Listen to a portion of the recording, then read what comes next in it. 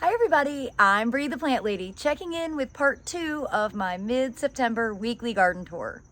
I wanted to start here in the South Foundation border because I think it's looking really great. And you know, the best part about this section is it's where I walk in and out of the house every day, so I appreciate it that much more. This combination with the bat face Kufia, the Amazel basil, which as you can see grows to be a really nice size, the coleus, the candy corn Kufia, which I'm super happy that I did 2 cutbacks on because this year it's probably going to actually flower at a size that seems more reasonable. And then of course my favorite thing in the whole world, this Kufia or this coleus with the black madras rice. I posted a picture of this rice on Facebook and people kind of lost their minds. And I've been talking about rice for like a decade, but if I'm finally making strides in getting people to understand that rice is an absolutely spectacular summer ornamental annual, I feel like I can die happy. But let me go ahead and turn this camera around so I can give you an up-close view of everything that's growing here in my back gardens in Fuquay-Varina, North Carolina. And I just want to quickly give a shout out to my mulching crew. I have gone ahead and gotten some mulch. I use triple shred hardwood. People always ask. I can get this locally, and this is freshly shredded. It's more shredded than usual, to be perfectly honest. But I wanted to go ahead and get some fresh mulch just to put out on the beds to make everything look nice for the fall open garden. And obviously Ava Grace and Sophia are very interested in what this mulch is. Sadly, they aren't great at shoveling it into the wheelbarrow. But you know, I was looking earlier today at this bed, and this bed has been a struggle really from the beginning. It's impossible to keep watered.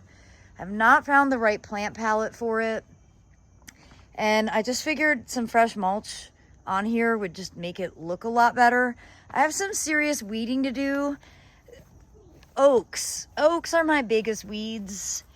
And you know, oaks are great trees, but to be honest, they're kind of not the greatest to garden under. And you know, I've got this large water oak here, and that's where most of these seedlings are coming from.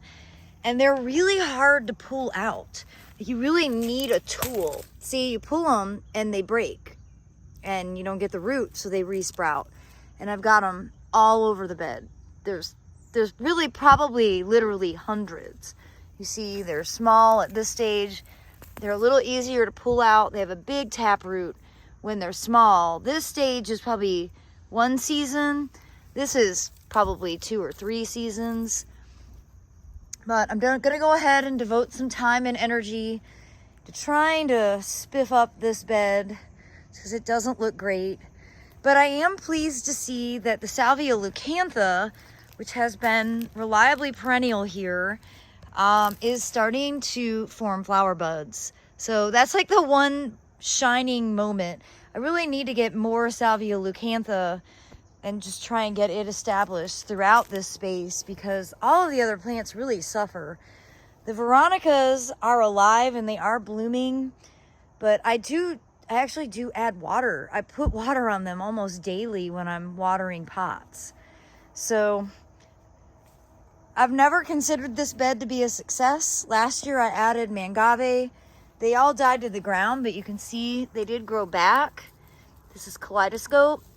So they're not vegetatively hardy, but they're root hardy. So I will be excited to show you the transformation, if that's the right word, of this space, just to try and make it look a little bit more interesting. So when people visit in less than 2 weeks, maybe it will be worth seeing. The wall that I replanted last week with broccoli and cauliflower is settling in really nicely. We've had really mild weather. It's not been hot, and that is exactly what these cool season vegetables prefer. So I'm pleased to see that they look perky. And of course, the rice here is looking great, and this side of the wall is doing everything that it's supposed to do. You don't even see the frame when it's filled with coleus.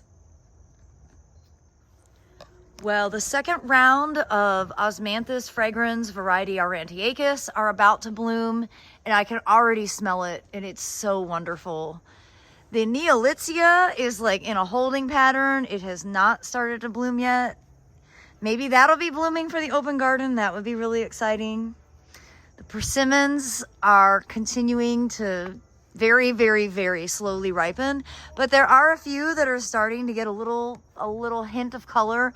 These are typically not ready to be eaten until after frost. Just to alert you to that, that'll literally take away all of your saliva if you eat them not ripe. And lots of eggplant coming. I will have plenty of eggplant to be able to cook and preserve, probably primarily freeze for the winter season. I can't believe the young man is gracing us with his presence. He usually does not like to come on video, but here he is. I think he just also ate Fancy Feast. Well, it's pretty amazing to see how well these coleus that were rooted in a vase have filled out to totally fill that space. And as I come along the back border here, I have been collecting more zinnia seed, and this is exactly the stage that you want to harvest it at, where it's just kind of dry and it comes off very easily. Of course, I'm getting a handful now, so what am I gonna do? Just gonna toss it in the bed. Wait, I know I'll get some for next year. Now, you do want to be paying attention. You want to harvest the seed at that stage. There is an insect, a worm specifically, that's attacking my flowers right now that is preventing seed from being set. So you want to look for the older flowers. Like here's a perfect example. That is the perfect zinnia seed to pop off, able to put into a bucket and ultimately save to be able to grow out next year. You see here, I've got another worm inside this, and you can see how it's just totally decimated.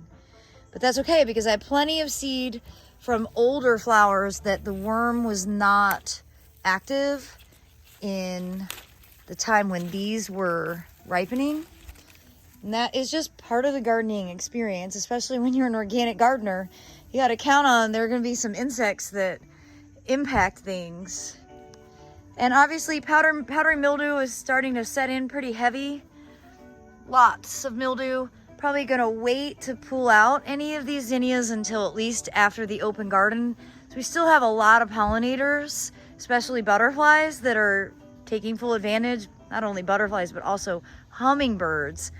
And Lord knows, I would rather have hummingbirds than rip out the zinnias because of powdery mildew. And the feed tank bed is looking so full and big. I was looking at pictures from earlier in the season, and it's always so amazing how full everything gets. And I absolutely love the plumbago. So lucky to have gotten to have the experience in South Africa to remind me that I needed to grow plumbago, which I haven't ever grown in this garden. And it really makes the bed, and I love how the blue matches.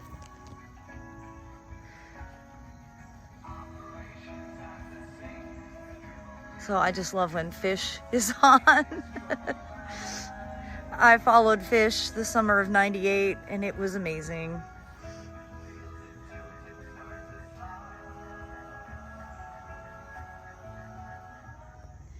All right, I'll pause the music so I can do the video properly.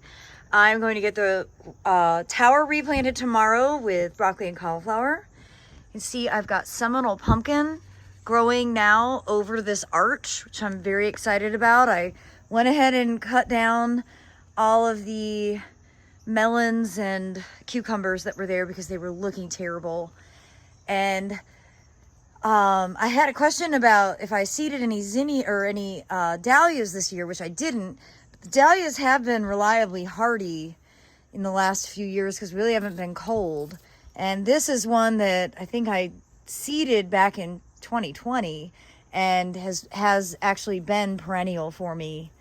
But they are very easy to grow from seed. So if you've not done that, you should put dahlias on your list as a seed grown plant, very similar to zinnias.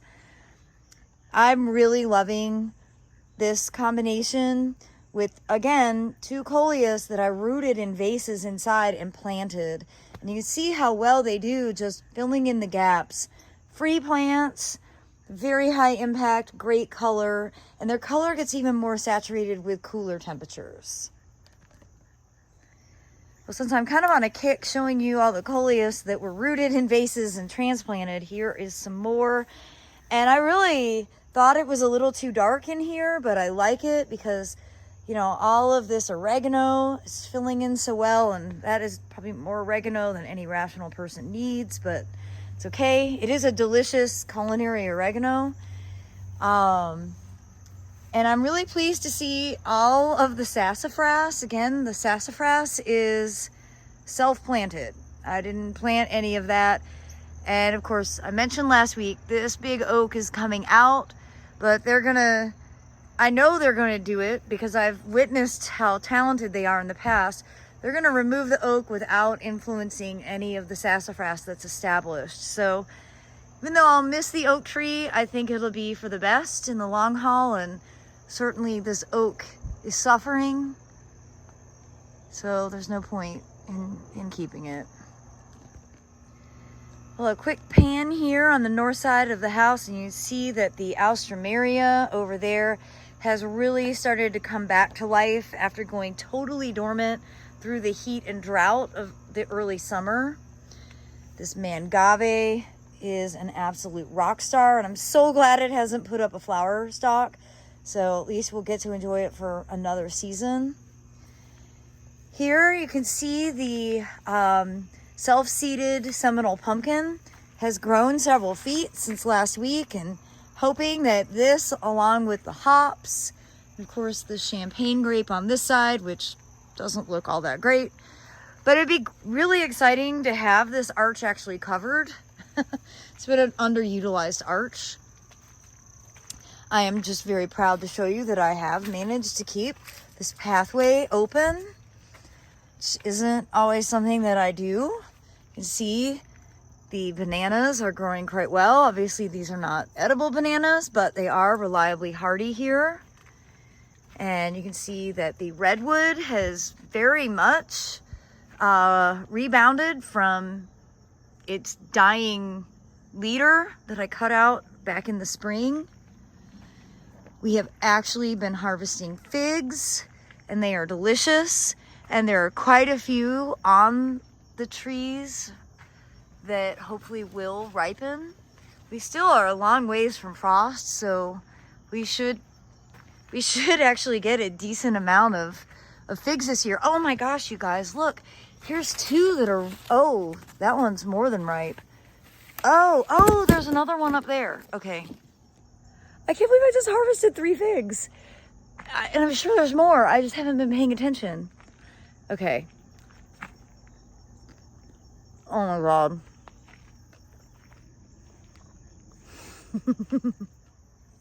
That fig was so good, you guys. I'm gonna say maybe 12 years of letting those figs grow into that massive wall was worth it just for that one fig. Wow, that was delicious. I don't know if it was brown turkey or LSU purple. It's kind of hard to tell. They sort of all look the same to me. Now you can see here that these mangave are blooming and the flowers are open. And I've been noticing that hummingbirds really like these mangave blooms. So another reason to include mangave in your collection. And all of the heirloom tomatoes over here are rockin'. I can't believe how many fruit are coming. I mean, you can just see lots of fruit production still. So, you know, tomatoes aren't really the best for the middle of summer. They really do prefer when temperatures are a bit more regulated, like what we're having right now. And you can see flowers coming. These will absolutely be pollinated, and we will continue to get more tomato harvests. Reginald does really appreciate the cooler weather, but what he doesn't realize is he's being stalked by Ava Grace. That's what life is with cats. All right, making my way over to the greenhouse. The chayote squash is really doing great. It's covering the greenhouse very well. It's not as densely covered as I would have liked, and really the best year that this was covered, it was with like the Cinderella pumpkins. So I just will be happy with what I have. Usually the squash starts forming fruit usually starting in early to mid-October. I think it's a day length trigger. So there's no fruit yet, but the fruit that they do form are delicious. They're really good, just sauteed like zucchini. And everything planted here along the greenhouse is doing wonderfully. Lots of peppers are coming, and these are orange peppers, so I was really pleased to see that finally one is starting to get some coloration. Also, these sweet banana peppers turn a beautiful bright orange when they're really ripe. So I'm trying to wait and not harvest so many at this yellow stage because they're more delicious when they are orange. And the tomatoes have really responded to the cooler weather in a very positive way. You can see all this wonderful new growth, tons of flowers coming. So I think I'm going to have a really terrific autumn harvest of not only peppers, but also tomatoes. And those are the tomatoes that get me through the winter. I appreciate them so much. And then on the other side of this bed, see the peanuts. The peanuts are doing very well. Nice kind of covering the ground plane. They could be a bit denser, but I think this bed just was so dry for so long that everything is a bit stunted. Eggplants are growing well, more peppers doing very well. And all together, it's looking great. I'm really happy to show you these muley grasses look very happy and healthy. And then the native plants over here in this section look great, especially these asters, which are so spectacular at this stage. You know, I did a big cutback on the catnip earlier this season, and it has grown back and is now flowering again. And I'm full of hope for the little section here that I planted maybe 6 weeks ago. Everything is looking pretty well established at this point. And this pink malvaviscus has been favored by the hummingbirds. I'm never quick enough to get video of the hummingbirds, but I keep finding them hanging around over here. And even though it's not red, they don't mind. They still are gathering nectar from it. Well, it's crazy. Mid-September, you lose light really fast. So I'm going to wrap this part of the weekly garden tour at this stage. And I do hope that you'll tune in tomorrow for part 3, where I show you everything that's growing in the woodland and then on the other side of the property. And of course, give you a sneak peek into everything that we have planned for the fall open garden, which is just over a week away. Well, as always, thanks so much for watching, and happy gardening, everybody.